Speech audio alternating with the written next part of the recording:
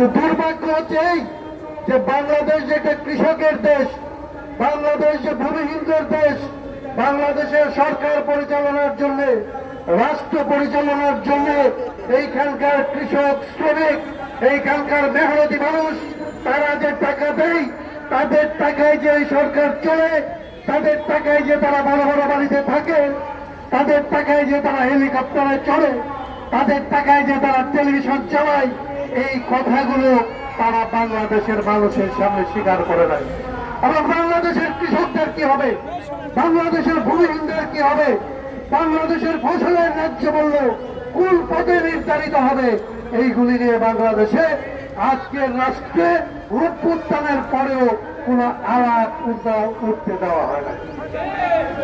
এর আগে আমরা বলেছি যে যা উৎপাদন করে ওষুধ কোম্পানি ঠিক করে বাংলাদেশে ওষুধের দাম কত হবে। এই মোবাইল যারা বানায় তারা ঠিক করে মোবাইলের দাম কত হবে। আপনারা যা কিছু কিনেন কৃষি পণ্যের বাইরে, যা কিছু শিল্প পণ্য, যা কিছু আমাদের কিনতে হয়, তার সমস্ত কিছুর মূল্য নির্ধারণ করে যারা উৎপাদন করে তারা, আর সরকার তার উপরে ট্যাক্স বসে বাজারে এটার দাম কত হবে এটা তারা ঠিক করে।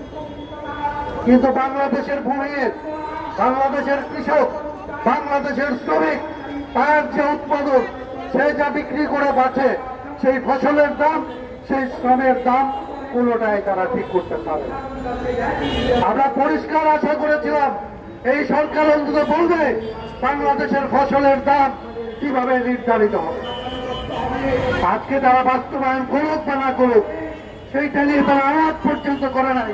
বাংলাদেশ যে একটা কৃষকের দেশ এই কথাটা তারা অন্য যে কোনো সরকারের মতো বেবালুম চেপে গিয়ে এই জনগোষ্ঠীকে রাজনৈতিক আলোচনা থেকে তারা বের করে দিয়েছে। আজকে তারা একটার পর একটা চটকদার বিষয় বাংলাদেশের রাজনীতিতে নিয়ে আসছে।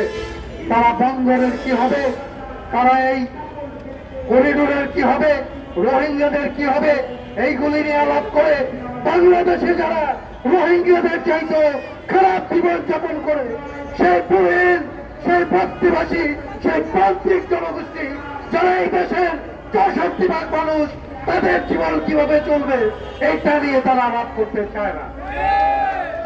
আমরা বলেছি বাংলাদেশে আলাপ হতে হবে, এটার নীতি নির্ধারণ হতে হবে, এটার ব্যবস্থা করতে হবে। এবং এই ব্যবস্থা করা তোমাদের যে সংস্কারের আলাপ, বাংলাদেশের মানুষ তোমাদেরকে যে 3টা দায়িত্ব দিয়ে এইখানে বসেছে, তার মধ্যে একটা হচ্ছে তোমরা এই রাষ্ট্রের সংস্কার করবে। এবং এই রাষ্ট্রের সংস্কার করতে হলে এই রাষ্ট্র যাদের টাকায় চলে, এই রাষ্ট্র যাদের শ্রমে চলে, এই রাষ্ট্র যাদের পরিশ্রম দিয়ে পরিচালিত হয়, যাদের টাকা দিয়ে পরিচিত হয়, সেই কৃষক। এই বাংলাদেশের যে কমিশনগুলি হয়েছে আজকে পর্যন্ত, সেটার যে খুব বেশি কাজ হয়েছে এরকম কিছু না। বাংলাদেশের সরকার যে কয়টা কমিশন করেছে, সে কমিশন থেকে এখনো পর্যন্ত জনগণ তেমন কিছু পায় নাই। কিন্তু যেটা হয়েছে, মানুষের কি কি সমস্যা, সেই সমস্যার সমাধান কোন পথে হতে পারে, সেই সমস্যার সমাধান করার জন্য সরকার কি কি করা উচিত তার একটা রূপরেখা এই সমস্ত কমিশন থেকে সরকারের কাছে জমা দেওয়া হয়েছে। সরকার এবং বিভিন্ন রাজনৈতিক দল কিংবা বিভিন্ন সংগঠন, রাষ্ট্রের বিভিন্ন অংশীজন, তাদের সাথে এগুলি নিয়ে আলাপ আলোচনা হচ্ছে।